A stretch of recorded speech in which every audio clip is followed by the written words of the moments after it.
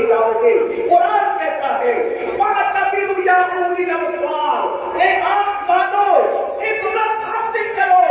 آنکھیں پکچر کے پوسٹر کے لیے نہیں دی گئی ہے، آنکھیں فلموں کے لیے نہیں دی گئی ہے، آنکھیں جنگی پکچروں کے لیے نہیں دی گئی ہے، آنکھیں آوازی کے لیے نہیں دی گئی ہے۔ قرآن کہتا ہے آنکھیں اللہ نے تمہیں عبرت کے لیے دی ہے۔ ایک سے ایک ویڈیو کو شیئر کرنے والوں کبھی غور بھی کیا ہوتا، کبھی سوچا بھی ہوتا اللہ اللہ ترکی اور سیریا کے اندر جو زلزلے آئے ہیں انہوں نے کبھی سوچا ہوتا ان کے کتنے خوبصورت مکانات ہیں، ان کے کتنے اونچے اونچے مکانات ہیں، ان کے کتنے اچھے اچھے مکانات ہیں، لیکن دیکھ لو سرد موسم کے اندر اب خیموں میں پناہ لینے پر مجبور ہے۔ اللہ اکبر، میں یہ نہیں کہتا جن پر مصیبت آئی ہے وہ سب پاپی ہے، یہ نہیں کہتا جن پر تکلیف آئی وہ سب مجرم ہے، لیکن یاد رکھنا یہ بات آپ بھی کہتے ہو، عام بول چال میں ہم بھی کہتے ہیں، ہمارے علماء بھی کہتے ہوں گے کہ گیہوں کے برابر گھن بھی پسے جاتے ہیں۔ اللہ اکبر، اب آگے زلزلے کیوں آتے ہیں؟ زلزلے آنے کی وجہ کیا ہے؟ اگر ہم نے اس پر نظر نہیں کی تو اللہ نہ کرے جتنی سخت مصیبت میں وہ گرفتار ہے اس سے بڑی مصیبت ہم پر بھی آ سکتی ہے۔ میرے آقا صلی اللہ علیہ وسلم کے دیوانوں زلزلے آنے کی دو وجوہات بتائی جاتی ہے۔ ایک تو طبعی وجہ ہے جس کو سائنسداں لوگ بتاتے ہیں، یعنی کہ جو ہے وہ سیال مادوں میں ایسا ہوتا ہے تو زلزلہ آتا ہے۔ پھر کہتے ہیں کہ پلیٹوں کے اندر اختلاف ہو جاتا ہے تو زلزلہ آتا ہے۔ گویا کہ طبعی وجوہات، جیسے مثال کے طور پر ہم بیمار پڑتے ہیں اس کی ایک طبعی وجوہات ہے، اس کی چند طبعی وجوہات ہے۔ مثال کے طور پر زکام ہو گیا تو کیوں ہوا؟ تو اگر دہی کھا لیا تو کھانسی آ رہی ہے، اسی طریقے سے ٹھنڈا پی لیا تو زکام ہو گیا، اسی طریقے سے جو ہے شربت پی لیا تو یہ ہو گیا۔ یہ وجوہات طبعی وجوہات بتائی جاتی ہے، لیکن ایک دوسری وجہ ہوتی ہے اور وہ حقیقی وجہ ہوتی ہے اور وہ سچی وجہ ہوتی ہے۔ یاد رکھنا، آپ سے پوچھنا چاہتا ہوں، اگر شربت بیمار کرتا ہے، توجہ کرنا، اگر شربت سردی کرتا ہے تو 4 لوگ شربت پیتے ہیں، سردی ایک ہی کو کیوں ہوتی ہے، 3 لوگوں کو کیوں نہیں ہوتی؟ اگر سب کو شربت نقصان پہنچاتا تو نقصان سب کو پہنچانا چاہیے تھا۔ اسی طریقے سے اگر مرچی سے موشن ہوتے ہیں تو 4 لوگوں نے کھائی تو ایک ہی کو کیوں ہوئی، 3 کو کیوں نہیں ہوئی؟ اس کا مطلب یہ ہے ہم ریزن تلاش کرنے میں طبعیات میں تو گھسے ہوئے ہیں لیکن حقیقت پر ہماری نظر نہیں ہے۔ لیکن آج کے قرآن اور سنت کو ماننے والوں جب بھی کوئی مصیبت آتی ہے تو ہم قرآن اور حدیث میں اس کی وجہ تلاش کرتے ہیں۔ کیا وجہ ہے؟ قرآن و حدیث میں تلاش کریں۔ میں آپ سب کی توجہ چاہتا ہوں، ذرا غور فرمائیں۔ اللہ اکبر، اب طبعی وجوہات تو بتا دی گئی، سنچار مادوں میں ایسا ہوا تو ایسا ہو گیا، پلیٹوں میں ایسا ہوا تو ایسا ہو گیا، یہ ہو گیا تو یہ ہو گیا، لیکن حقیقی وجہ کیا ہے؟ اب حقیقی وجہ قرآن بیان کرتا ہے، اس کو دل کے کاموں سے سننا۔ اللہ پاک ارشاد فرماتا ہے وَمَا أَصَابَكُم مِّن مُّصِيبَةٍ فَبِمَا كَسَبَتْ أَيْدِيكُم، کہ تم پر جو بھی مصیبت آتی ہے وہ تمہارے ہاتھ کی کمائی ہے، وہ تمہارے گناہوں کی وجہ سے آتی ہے، وہ تمہارے جرائم کی وجہ سے آتی ہے۔ پتہ چلا ہم پر جو بھی مصیبت آتی ہے وہ گناہ کی وجہ سے آتی ہے۔ اس آیہ کریمہ کی تفسیر میں مفسرین لکھتے ہیں کہ اگر مومن کو کڑوا بھی چبھتا ہے اس کے گناہ کی وجہ سے چبھتا ہے، مومن کو ٹھوکر بھی لگتی ہے اس کے گناہ کی وجہ سے لگتی ہے۔ پتہ چلا اگر مسلمان گناہ کرنا چھوڑ دے تو وہ اتنا سیف ہو جائے گا کہ اس کو کبھی ٹھوکر بھی نہیں لگ سکتی۔ زلزلے آنا تو دور کی بات ہے، گناہ چھوڑتے چلے جاؤ، ایسی زندگی گزارتے چلے جاؤ، راحت کی زندگی گزارتے چلے جاؤ، آرام کی زندگی گزارتے چلے جاؤ۔ حیرت کی بات یہ ہے آرام کی زندگی سب چاہتے ہیں، راحت کی زندگی سب چاہتے ہیں، سکون کی زندگی سب چاہتے ہیں، آرام کی زندگی سب چاہتے ہیں، قرار کی زندگی سب چاہتے ہیں، لیکن گناہ کوئی چھوڑنا نہیں چاہتا۔ اللہ اکبر، بڑی معذرت کے ساتھ میں یہ نہیں کہتا کون کیا کرتا ہے، لیکن ہر انسان اپنے آپ میں ڈوب کر سوچے۔ کہنے والے نے کہا تھا اپنے من میں ڈوب کر باجا سوا کے زندگی، اپنے من میں ڈوب کر باجا سوا کے زندگی कदीम, तू अगर मेरा नहीं बनता न बन, अपना तो बन। मुसलमानों, हम अपने तो बन जाए, अपने आप में डूब कर सोचो मैं क्या करता हूँ। तवज्जो करना, ये महफिल तू क्या करता है उसकी नहीं है, ये महफिल खुद एहतिसाबी की महफिल है। ये हमारे कल्बा की मुश्किल में ये जो फकीर आदमी अर्ज कर रहा है, आज हम ये नहीं कहेंगे तू क्या कर रहा है, कौन क्या कर रहा है, आज हम अपने आप में डूब कर सोचे मैं क्या कर रहा हूं,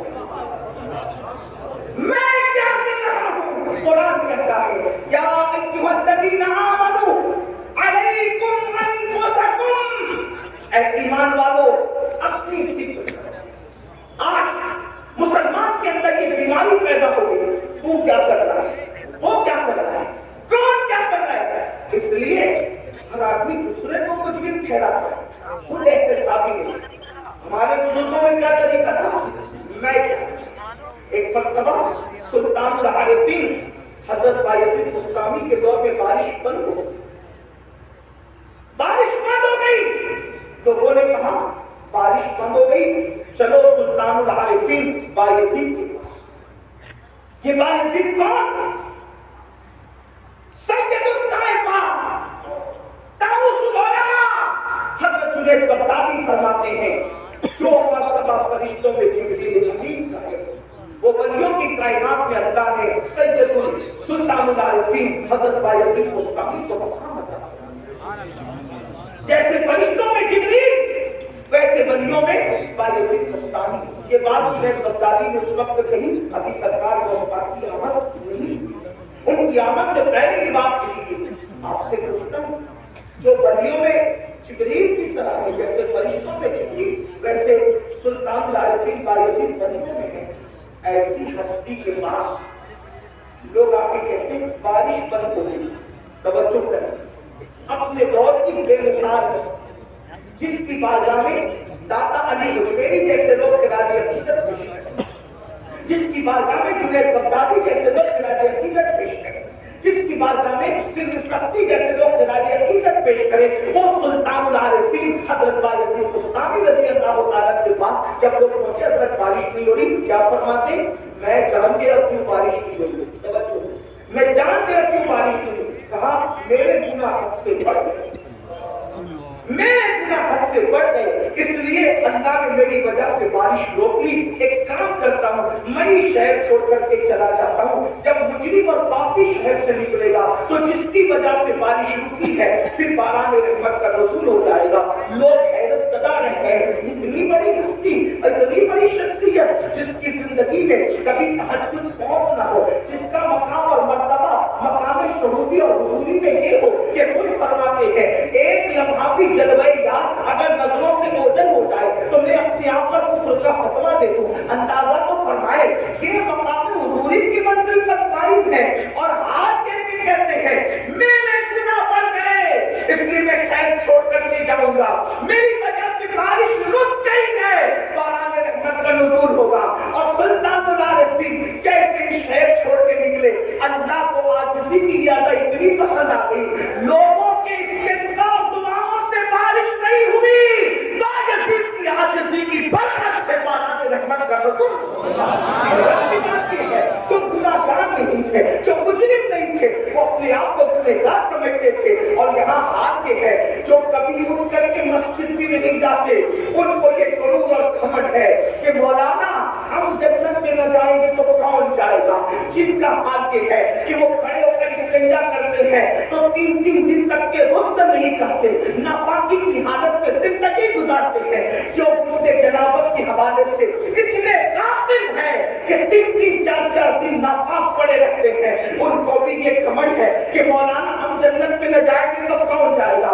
आओ टर्की और सीरिया के ज़लज़ले के तनासुर में हम देखें ज़लज़ले क्यों आते हैं, उसके नाम उसके आने की वजह क्या है, तो हम हदीस में तलाश करते हैं। इमाम अहले सुन्नत ने भी जो रिवायत लिखी है फतावा रज़विया शरीफ के अंदर, पहले वो उसके बाद आगे बढ़ते हैं। फरमाया गया कि इन زمین کی نسیں ہوتی ہے، زمین کی رگیں ہوتی ہے، زمین کی شریانیں ہوتی ہے. جس طریقے سے انسان کے جسم میں شریانیں ہیں، جس طریقے سے انسان کے جسم میں رگیں ہیں، اسی طریقے سے زمین کی بھی رگیں ہیں. اور یہ ساری رگیں ایک جگہ پہاڑ کی طرف بڑھتی ہے اور ایک پہاڑ کے اندر سمٹ آتی ہے اور اس کو کوہ قاف کہتے ہیں. اور وہاں پر وہ ساری رگوں کو کھڑا فرشتہ سمیٹ کر کے موجود ہے. اس کے ہاتھوں میں یہ رگیں ہیں، زمین کی رگیں، زمین کی شریانیں اس فرشتے کے ہاتھ میں ہے.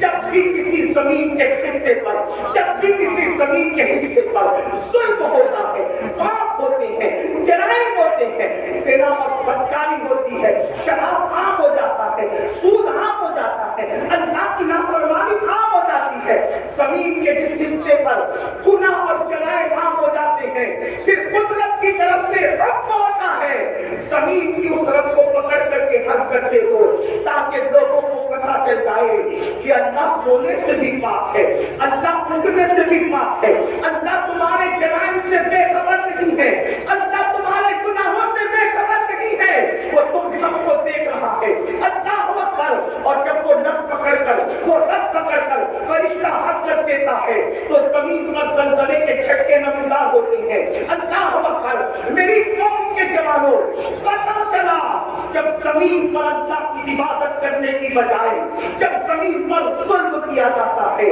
جب زمین پر حرام کام کیے جاتے ہیں، جب زمین پر اللہ اکبر نافرمانی میں کمی کی جاتی ہے، اس وقت زمین پہ زلزلے آتے ہیں اور مجرموں کی وجہ سے بے گناہ اس کا شکار ہو جاتے ہیں.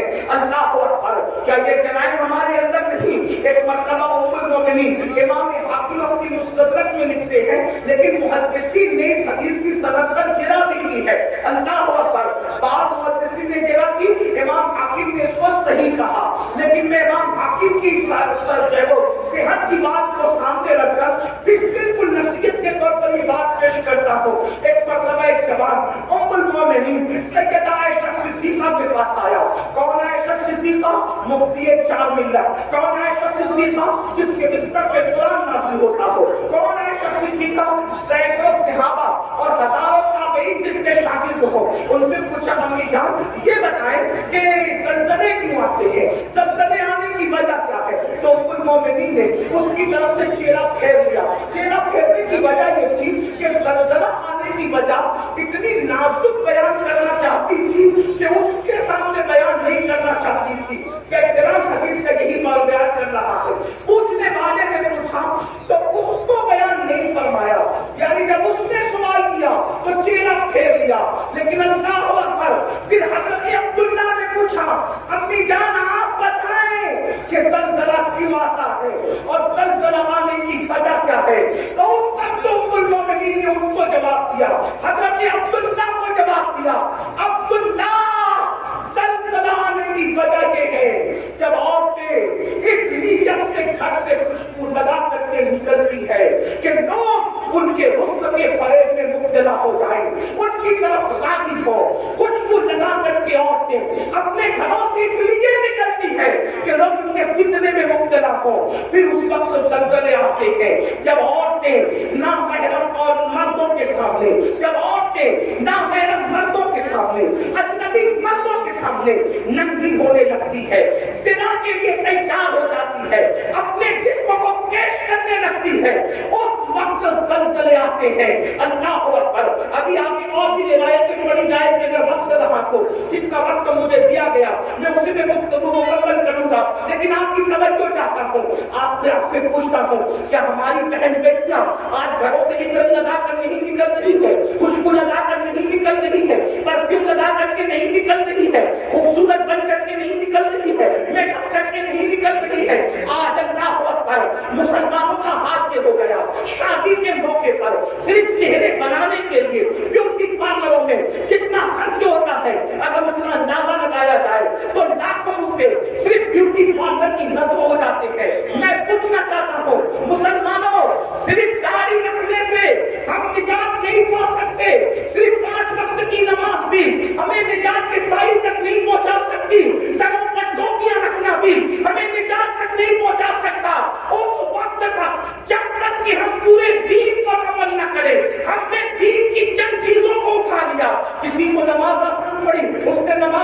دیا، کسی کے چہرے پہ داڑھی آسان پڑ گئی، اس نے داڑھی رکھ لی، کسی نے ٹوپی کو آسان سمجھا، اس نے ٹوپی پہن لی۔ یاد رکھنا، دین کو رسومات بنانے والوں، یہ رسمی عبادتیں نجات کے سائے تک چلے جائے گی۔ میرے نبی نے فرمایا وَالْعَاقِبَةُ لِلْمُتَّقِينَ۔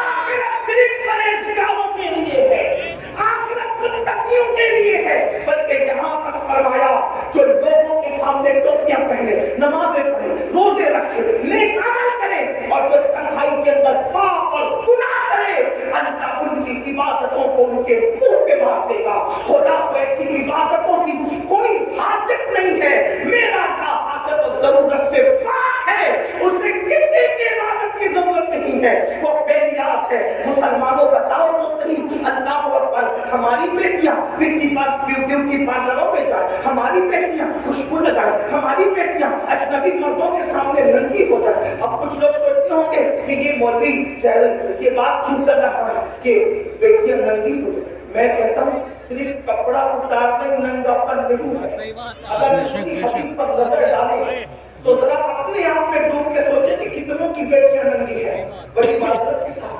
سفید ریش میرے بزرگ گولوں بھی بیٹھے ہیں، ان کا ادب بھی میرے سامنے ہے، لیکن اگر انجیکشن نہ لگائے، آپریٹ نہ کرے، آپریشن نہ کرے تو یہ کون ہمیں ملتی کہاں؟ جب ہم ملت پہ نہ بولے تو کہاں؟ تو کہتے ہیں اتنی اوپن تقریر نہیں ہونا چاہیے۔ میں نے کہا جب لوگ اوپن گناہ کر رہے ہیں تو اوپن اصلاح کرنے کا ہمیں حق نہیں ہے۔ گناہ کرنے میں اوپن ہو گئی ہے، ہم اس قوم کو آئینہ نہیں بتا سکتے اور اللہ نیتوں کو بات کرنے کی ہماری عادت سے اللہ نیتوں کو جانتا ہے۔ لعنت اللہ علیہ الکاذبین، تو جھوٹ بولو اس میں لعنت ہے، ہمیں شوق نہیں یہ بات کرنے، لیکن آپ سے پوچھتا ہوں آپ اگر یہ سوچتے ہیں ام المومنین نے کہا مردوں کے سامنے عورتیں رنگین ہوگی، زلزلے آئیں گے، اگر عورتیں رنگین نہ ہوگی۔ ایک حدیث میں اللہ کے رسول علیہ السلام نے فرمایا قیامت کے قریب عورتیں کپڑے پہن کے بھی ننگی ہوگی۔ تو صحابہ نے پوچھا آقا کپڑے پہن کے ننگی ہونے کا کیا مطلب ہے؟ تو فرمایا اتنے باریک اور پتلے پتلے کپڑے پہنے گی کہ کپڑے پہن کر بھی ان کا جسم نظر آئے گا، اتنے تنگ اور چست پہنے گی کہ مفہوم ہے کہ جسم کا نشیب و فراز دکھے گا۔ تو یہ بھی تو ننگے پن، کپڑا پہن کر بھی ننگی ہے، مردوں کو اس کا کوئی خیال نہیں۔ ایک باپ جب جمعہ کی محفل میں مسجد کے اندر یہ خطاب سنتا ہے تو کہتا ہے مولوی لوگ پرانے خیال کے لوگ ہیں۔ مولوی پرانے خیال کا نہیں ہے، ہم دین کے مطابق ہیں۔ لوگوں کو اگر ترقی کرنا ہے تو لوگ آگے جائیں، اور مسلمان کو اگر ترقی کرنا ہے تو وہ پیچھے نبی کے قدموں میں آئے۔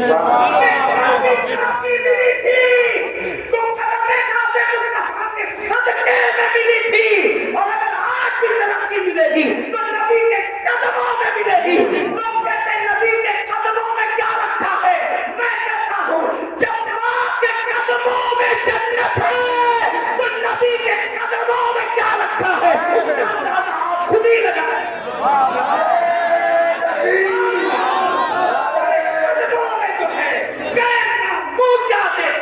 کون نظروں پہ چڑھے دیکھ کے ایک بھائی اپنی بہن پہ کنٹرول نہیں کر سکتا، ایک باپ اپنی بیٹی پہ کنٹرول نہیں کر سکتا، ایک شوہر اپنی بیوی پہ کنٹرول نہیں کر سکتا۔ اگر کنٹرول نہیں کر سکتے تو دل کے کانوں سے سن لو، اپنی نماز، اپنے روزے، اپنے حج، اپنے صدقہ، اپنے عمرہ پر گھمنڈ کرنے والوں اگر اپنے گھر کی عورتوں کو کنٹرول نہیں کرتے تو اللہ نے جنت کے دروازے میں لکھ دیا ہے کہ جنت دیوسوں کے لیے حرام ہے، حرام۔ اللہ، جنت دیوسوں کے لیے حرام ہے۔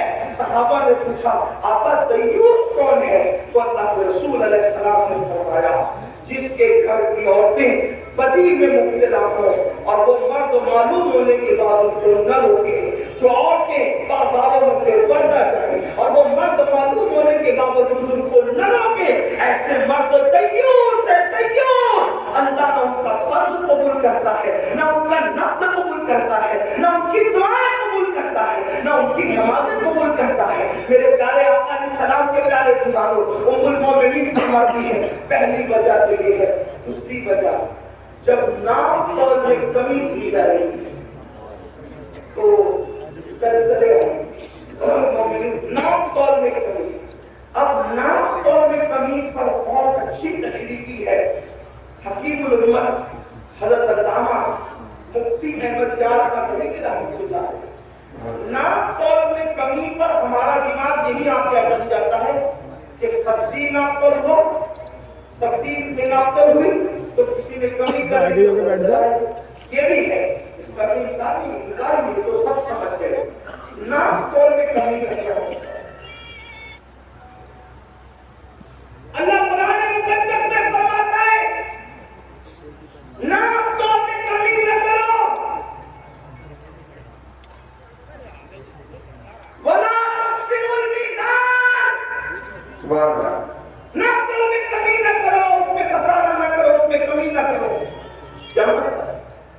ناپ تول میں کمی نہ کرنے کے کئی معنی ہے. ایک معنی یہی تو بات ہے جب غالب اور اقبال کے کلام کے اتنے معنی نکل سکتے ہیں تو پھر مصطفیٰ جان رحمت کی حدیث کے اس کے کتنے معنی نکل سکتے ہیں. اسی کو میرے ماں کہتے نا میں مثال تیرے کلام پر ملی یوں تو کس کو زبان نہیں. وہ سخن ہے جس میں سخن نہ ہو, وہ بیان ہے جس کا بیان نہیں. اور فصحا قلب کے بڑے بڑے تیرے آگے یوں ہے دبے بچے, کوئی جانے منہ میں زبان نہیں بلکہ جسم میں جان نہیں. حدیث کی تشریح ہو رہی ہے حکیم الامت کی زبان اور میں اس کو بطور مفہوم پیش کر رہا ہوں. ناپ تول میں کمی ہوتی ہے تو زلزلے آتے ہیں. تو ناپ تول میں کمی کا ایک مطلب تو یہ ہوا کہ ہم سبزی بیچ رہے ہیں اور دودھ بیچ رہے ہیں وغیرہ وغیرہ جو ناپ کے اس میں کمی نہ کریں. اب ناپ تول میں کمی کا ایک معنی یہ بھی ہے کہ کسی پر ہم پہ حق نکلتا ہے تو ہم تو اس کو مانتے ہیں, لیکن جب ہم پر نکلتا ہے تو اس کو نہیں دیتے. ناپ تول میں کمی کا ایک مفہوم یہ بھی ہے بھائی یہ بھی تو لینا دینا ہے نا. اگرچہ اس کا کوئی دکھنے والا ترازو نہیں ہے لیکن بہرحال ہمیں دینا تو اس کا حق ہے. ہر آدمی حق مانگ رہا ہے, حق دینے والے کتنے ہیں. جب بے شمار سفید لباس پر ہمیں وہ کرسی پہ بیٹھے ہوئے حاجی نمازی نظر نہیں آتے جنہوں نے اپنی بہنوں کا حق مار کر کے رکھا ہے, جو اپنی بہنوں کو حصہ نہیں دیتے. کیا بے شمار ایسے لوگ نہیں ہیں جنہوں نے اپنے بھائیوں کا حق دبا رکھا ہے, اپنے بھائیوں کو حق نہیں دیتے. اگر اللہ نے طاقت دی 4-6 لوگ ماننے جاننے والے ہوئے تو بڑا بھائی چھوٹے بھائی کو کہتا ہے جا جو کرنا ہے کر لے, میں نہیں دوں گا. اور پھر اس کے بعد اس کے ننگے پن پر کوئی انصاف کرنے کون سامنے آتا ہے؟ کون آتا ہے آپ میں آگ ڈالنے کے لیے؟ کون آتا ہے کسی کو حق دلانے کے لیے؟ کون آتا ہے کسی کے حق کے لیے؟ اللہ اکبر. بلکہ لوگ کہتے ہیں یار وہ تو ننگا آدمی ہے, وہ تو دادا آدمی ہے, وہ تو بھائی گیری کرتا ہے, اس کے بعد جائیں گے تو یہ ہوگا اور یہ ہوگا اور یہ ہوگا اور یہ ہوگا. سن لو, جس وقت حق تلفی کی جا رہی ہو اور پھر لوگ تو حاجی نمازی اور دیندار کہلانے والے کسی کے حق کے لیے اس کے ساتھ کھڑے نہیں ہیں تو وہ بھی تیار ہو جائے زلزلوں کے جھٹکوں کے لیے, وہ بھی تیار ہو جائے اللہ کے عذاب کے لیے. یہاں تو جھٹکے ہوں گے اور زمین کے اندر جو ہوگا اس کا انجام کیا ہوگا. اللہ اکبر. بڑی معذرت کے ساتھ ایک بات میں آپ کو بتاؤں جس کو فقیہ ابو اللیث سمرقندی رحمۃ اللہ علیہ نے اپنی کتاب میں لکھا ہے, ذرا دھیان سے سننا. آج ہم ہر سال عمرہ کے لیے جا رہے ہیں, اللہ مبارک کرے. حج کے لیے بھی جا رہے ہیں, مسجد کے متولی بھی بن گئے, 50,000 5-5 لاکھ مدرسوں کے اندر جھنڈے بھی نکالے, بہت اچھی بات ہے. لیکن بہن کو حصہ نہیں دے رہے ہیں اور بہن بھائیوں سے لڑ رہے ہیں. آپ جانتے ہیں, آئیے ذرا سنیے اور دل کے کانوں سے سنیے بہن کی ہم تلفی کرنے کا انجام کیا ہے. میں نے حوالہ پڑھ دیا, جس کو رجوع کرنا اس طرف کرے, اور میں اس کو اپنے الفاظ کے جامع میں پڑھنے لگا ہوں. اللہ اکبر. آج جانتے ہیں اللہ یہ جو رسومات ہے, دراصل جب شادی ہوتی ہے تو جہیز لوگ اس لیے بھی مانگ لیتے ہیں کہ یہ لوگ کے یہاں پہ حصہ دینے کا رواج ہی نہیں ہے, حصہ ملے گا نہیں, اس لیے جتنی بھیک مانگنا ہے مانگ لو. اور آپ کو ایک بات بتاؤں, جب سے یہ جہیز مانگنے کا مطالبہ ہم نے شروع کیا ہے اور ہمارے سماج میں شروع ہوا ہے, ایک بات آپ کو بتاؤں, ہمارے مذہب میں تو کفن مانگنے کی بھی اجازت نہیں. توجہ کریں, ہمارے مذہب میں تو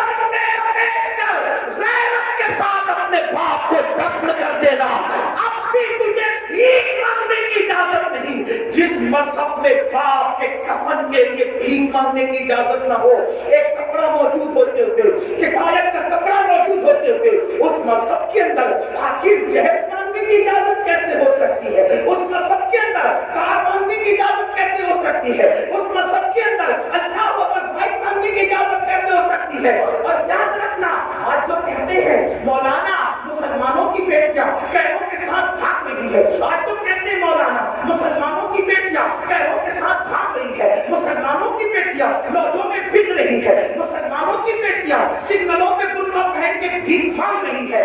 میں پوچھتا ہوں ذمہ دار کون ہے؟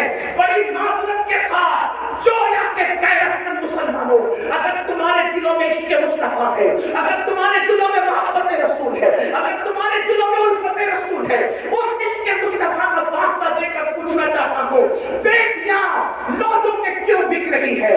بیٹیاں سگنلوں میں بھی کیوں مانگ رہی ہے؟ بیٹیاں مرتد کیوں ہو رہی ہے؟ اور وہ ہاتھ پکڑ کر کیوں جا رہی ہے؟ ذمہ دار کون ہے؟ کیا وہ بیٹی جس نے کسی کا ہاتھ تھام لیا صرف وہ ذمہ دار ہے؟ نہیں نہیں، بلکہ ذمہ دار ہم سب ہیں، ذمہ دار پورا معاشرہ ہے۔ اس کی وجہ نعرہ تکبیر، نعرہ رسالت، حضرت مفتی محمد اسماعیل صاحب قبلہ، نعرہ تکبیر۔ بیٹھو بیٹھو بیٹھو بیٹھو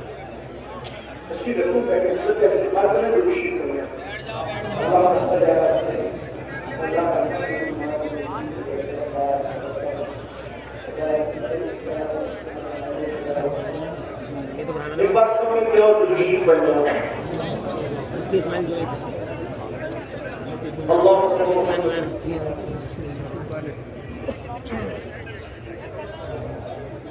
ایسے بنا خطرہ سب مل کے تشریف پڑھے، بلند آواز سے تشریف پڑھے۔ آپ کو پڑھتے ہیں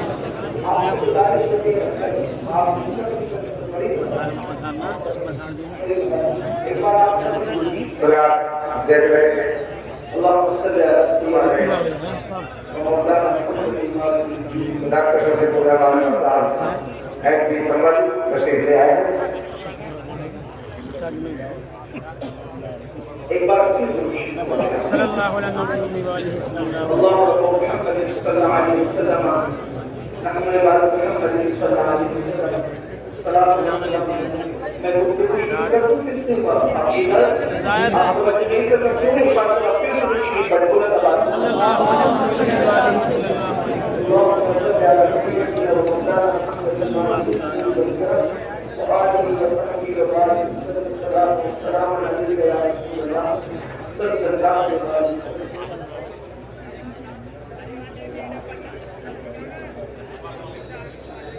پھر تشریف پڑھے۔ اللهم صل على سيدنا وبارك وسلم السلام والسلام علیہ یا رسول اللہ صلی اللہ علیہ وسلم۔ پورے دل سے ذرا عاشقوں کی طرح سب تشریف پڑھیں۔ اللهم صل على سيدنا ومولانا محمد وآلہ وصحبہ وبارک وسلم۔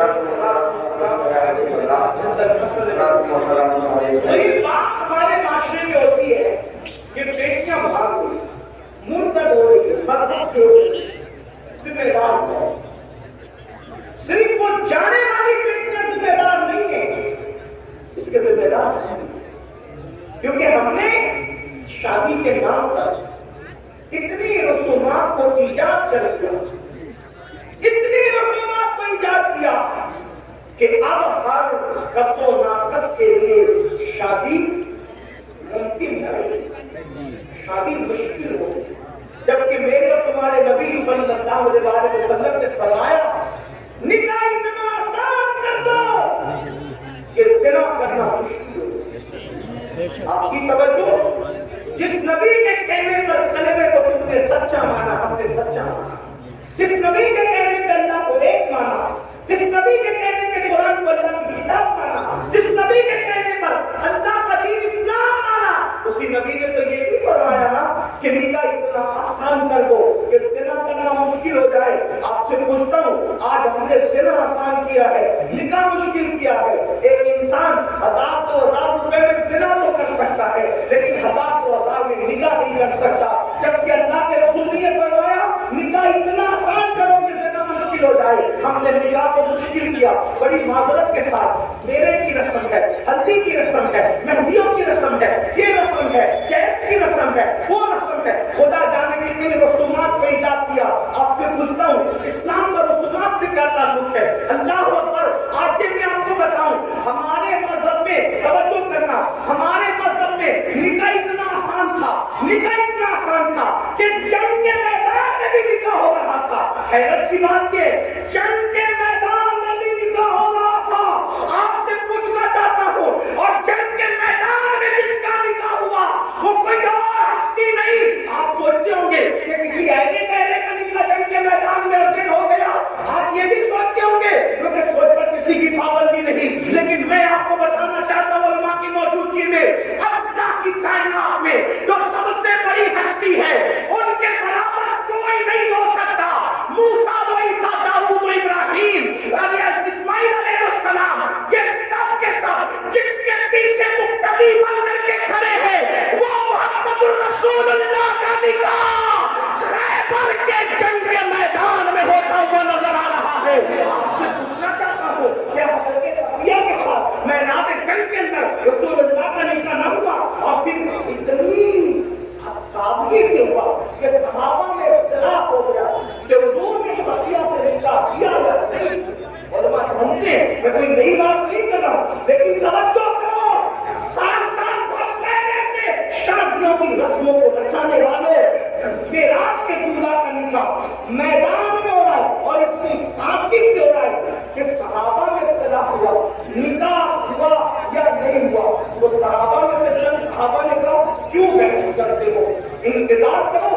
اگر رسول اللہ نے حضرت صفیہ کو پردہ کرا دیا تو سمجھ لینا کہ نکاح ہو گیا, اور اگر پردہ نہیں کرایا سمجھنا کہ نکاح نہیں ہوا. آپ سے پوچھنا چاہتا ہوں جب معراج کے دولہا کا نکاح اتنی سادگی سے ہوتا ہے تو تم کون اور تمہاری حیثیت کیا, ہم کون ہماری حیثیت کا. لیکن ظلم کا پورا ہو مسلمان کو نبی کی سنت کب یاد آتی ہے, کب یاد آتی نبی کی سنت؟ مسلمان کو نبی کی سنت اسی وقت یاد آتی ہے جب اس کا اپنا فائدہ ہوتا ہے. مطلب وہ سنت کا نہیں اپنے فائدے کا پابند ہے. ایک بات آپ کو بتاؤں مسلمان کتنی سادگی سے کہتا ہے مولانا جہیز دینا تو سنت ہے نا, رسول اللہ نے اپنی شہزادی کو جہیز دیا تو جہیز دینا سنت, جب سنت ہے تو ہم نے کہا یہ بہت بڑے محققین اور علماء ہے. میں ایک بات آپ سے کہتا ہوں, ہمت کر کے کہتا ہوں اگر غلطی ہوگی تو ابھی اصلاح ہوگی, اور اگر یہ اصلاح کر دیں گے ابھی کر دیں گے, اگر صحیح کروں اور غلط کہہ رہا ہوں تو اصلاح کر دیں گے, صحیح کہہ رہا ہوں تو آپ کو ماننا چاہیے. رسول اللہ نے اپنی بیٹی کو جہیز نہیں دیا, جہیز دینا کوئی سنت نہیں. یہ ایک طالب علم کا قرآن اور حدیث کے طالب علم کا دعویٰ ہے. مناظرے موبائل سے اور اس کا شوق نہیں ہے, نہ میں مناظر ہوں نہ میں بحث والا ہوں, لیکن میں آپ کی عدالت میں ایک بات کر رہا ہوں علماء کی توجہ آپ کی اسی بات توجہ سے سن لیں. جہیز دینا سنت نہیں ہے, جب دینا سنت نہیں تو لینا بھی. پھر آپ کہیں گے کہ وہ مثنوی میں, پھر مفتی احمد یار نعیمی میں, اور پھر فلاں بزرگوں نے جو جہیز کی فہرست بنائی اس کے بارے میں کیوں کہا. میں کہتا ہوں فہرست صحیح ہے, فہرست سے مجھے کوئی اختلاف نہیں, لیکن تھوڑا سمجھ میں ہمارے فیل ہو رہا ہے. کیا پھر اور ایک بات بتاؤں آپ کو, کیا نہ جہیز دینا سنت نہ دینا سنت. یہ ایک سبق سنانے کی نیت سے علامہ حافظ صاحب کچھ تو بنائی کر نہ دینا سنت نہ لینا سنت. تو کافی وہ فہرست میں نے کہا صحیح, مستوی میں فہرست وہ بھی صحیح, مفتی احمد یار خانگی نے بنائی وہ بھی صحیح. پھر میں نے کہا وہ بس سمجھ کر پھیر ہوا. اللہ کے رسول نے وہ جو جہیز دیا ہے جہیز وہ سیدہ فاطمہ کو نہیں دیا بلکہ وہ اپنے بھائی علی مرتضیٰ کو نمبر ایک سیدہ کو نہیں دیا، بیٹی کو نہیں دیا، بھائی کو دیا۔ اگر آپ بھی بھائی کے لیے لاکھوں خرچہ کرتے ہیں تو امین القادری تمہارا تلوار چکنے کے لیے تیار۔ حضور نے بیٹی کو نہیں دیا، اپنے بھائی کو دیا۔ داماد بھی نہیں کہہ رہا ہوں ورنہ کسی کو چھوڑ دے بعد گھسنے کا راستہ ملے گا۔ بھائی کو دیا۔ اب بھائی کو کیوں دیا؟ اس لیے کہ حضرت ابو طالب کثیر العیال تھے اور ان کی غربت کا احساس تھا رسول اللہ کو، تو فرمایا اپنے چچا عباس سے کہ تمہارے بھائی کثیر العیال ہیں تو ان کے کچھ بچے ہم اپنی ذمے پہ لے لیتے ہیں اور ان کی پرورش ہم کرتے ہیں۔ تو حضرت جعفر کو حضرت عباس نے لے لیا اور علی مرتضیٰ کو بچپن سے رسول اللہ نے اپنی پرورش میں لے لیا۔ تو گھر میں رسول اللہ نے رکھا، بچپن سے نبی نے پالا، نبی نے پڑھا، نبی نے پڑھایا، نبی نے پرورش کی۔ اب بتاؤ جس کے گھر میں علی بنے ہیں تو علی مرتضیٰ کا خود کا گھر نہیں تھا، اب شادیوں کے علی نئے گھر میں جا رہے ہیں، تو جس نے پالا تھا، جس نے پوسا تھا، جس نے بڑا کیا تھا، جس نے تربیت کی تھی، اگر وہ فرض محال علی مرتضیٰ کا نکاح سیدہ فاطمہ کے ساتھ نہ بھی ہوتا اور علی کا نکاح کسی اور کے ساتھ ہوتا تو بھی علی مرتضیٰ کا گھر سجانے کی ذمہ داری تو اسی کی تھی نا، جس نے بچپن سے پرورش کی، جس نے بچپن سے پرورش کی تھی، انہی کی ذمہ داری تھی۔ تو لوگوں کو مغالطہ یہ ہو رہا ہے کہ جہیز بیٹی کو دی، بیٹی کو جہیز دی دیا بھائی کے لیے۔ یہ پھر بات میں نے کہہ دی، دلیل کیا ہے؟ اب دلیل سن لیں۔ ایک کھجور، توجہ، ایک کھجور کسی ماں یا باپ کے پاس آئے اور وہ دو بچوں میں برابر برابر تقسیم نہ کرے، وہ اللہ کے رسول فرماتے ہیں کھجور کی غلط تقسیم کرنے پر بھی اللہ کو جواب دینا پڑتا۔ بچوں کے ساتھ برابری کا یہ حق ہے۔ اس کو ایک مرتبہ بوسہ لیا تو دوسرے بچے کہا گئے کہ اس کو بھی ایک بار لے لیا۔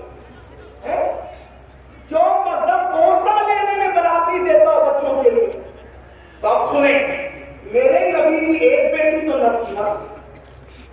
ہمارے عقیدے میں اہل سنت کے عقیدے میں نبی کی کتنی شہزادیاں ہیں؟ 4۔ کتنی ہیں؟ 4۔ تو مل کے بولے کتنی ہیں؟ 4 مانو، کیونکہ دوسرے ہیں جن کو 4 ہضم نہیں ہوتی، کچھ ایسے ہیں جن کو 4 سے ہی نفرت ہے، نہ 4 خلفاء مانتے نہ 4 شہزادیاں مانتے، انہیں تکلیف ہے اور وہ پورا زور لگا رہے تھے ایک ہے ایک ہے ایک ہے۔ ہم نے کہا چاہے ہمارے پاس قرآن سے دلیل، ہمارے پاس دلیل کہاں سے؟ علماء موجود ہے۔ یہ ابن کثیر نے کہا، یہ اس نے کہا، اس نے کہا، میں نے کہا، جب قرآن کہہ دے تو پھر کوئی کثیر نہیں، کوئی کامل نہیں، کچھ نہیں۔ جس کی بات قرآن سے ٹکرائے گی، اگرچہ ہمارا سب سے بڑا امام کہہ رہا ہے، پھر بھی ہم اس کی بات نہیں مانتے، کیونکہ قرآن صاحب قرآن بھائی میں نے صحیح بات یہی تو ہے۔ ہمارے امام نے جب اعلان کیا کہ میرا کوئی قول حدیث سے صحیح سے ٹکرا جائے انہیں چھوڑ دیا، یہی ہے ہمارا اصول۔ اب قرآن کیا کہتا ہے؟ یا ایھا النبی، توجہ قرآن ہے، جو نبی کی 4 بیٹیاں نہیں مانتے نا ان کی طرف توجہ دلانا چاہتا ہوں۔ یا ایھا النبی، اے نبی، قل لازواجک وبناتک ونساء المؤمنین، اے محبوب آپ فرما دیں، اے نبی آپ کہتے کس سے؟ لازواجک، اپنی بیویوں سے، وبناتک، اپنی بیٹیوں سے۔ چھوٹا سا بھی عربی کا طالب علم ہو تو وہ جانتا ہے عربی زبان کی بلاغت اور وسعت یہ ہے کہ عربی کے واحد جمع نہیں ہے صرف، بلکہ واحد ہے، تثنیہ ہے، پھر جمع قلت ہے، جمع کثرت ہے۔ صحیح؟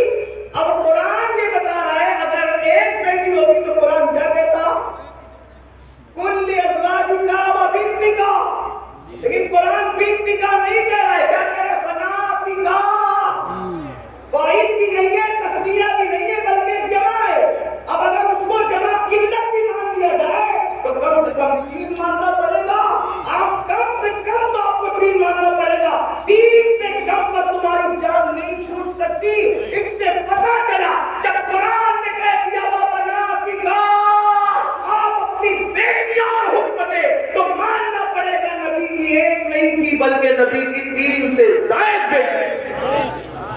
اب جب یہ مان گئے اس میں کوئی تفصیل بات نہیں کرتا اور میں جانتے ہیں آپ کو مزید کو سمجھا دیں گے.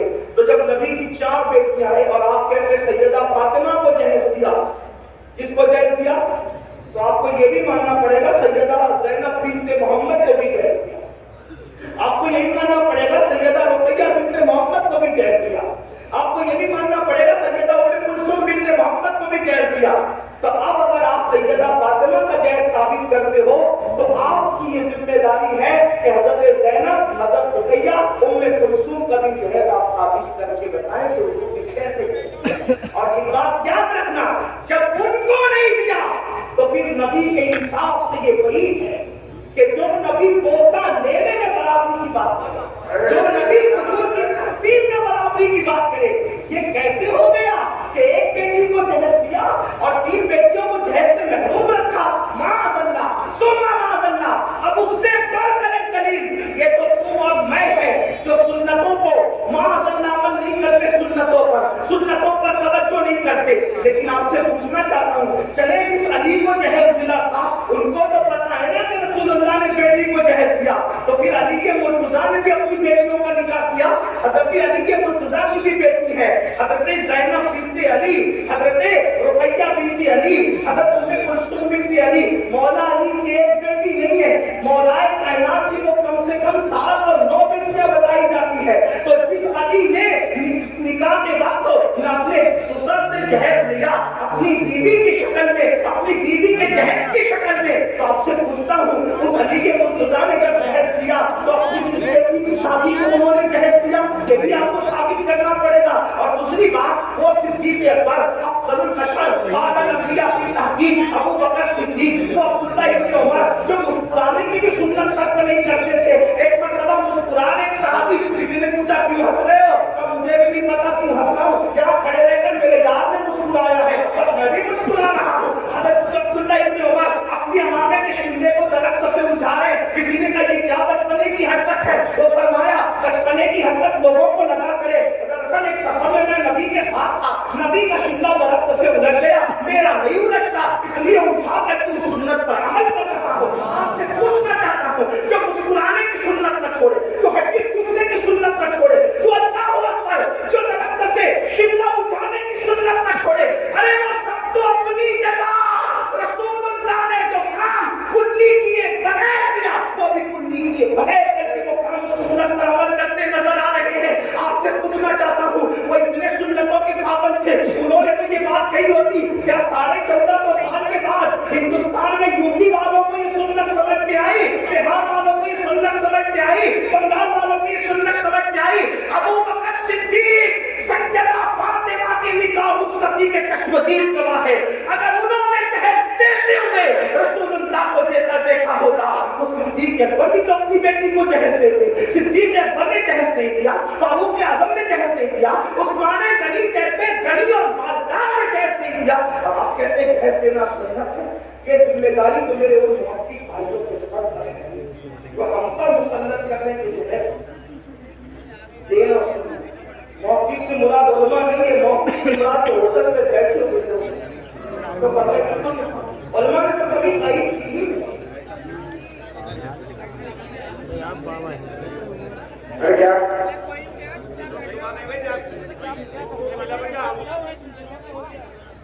علماء نے تو کبھی تائید کی ہی نہیں. دراصل یہ سارے خرافات کی تاریخ نفس کے غلام تو کر رہے ہیں. میری گزارش ہے آپ سے, اگر قوم کی بچیوں کی آپ کو عزت سے کوئی ادھر کو دو کر کے بیٹھ جاؤ بھائی.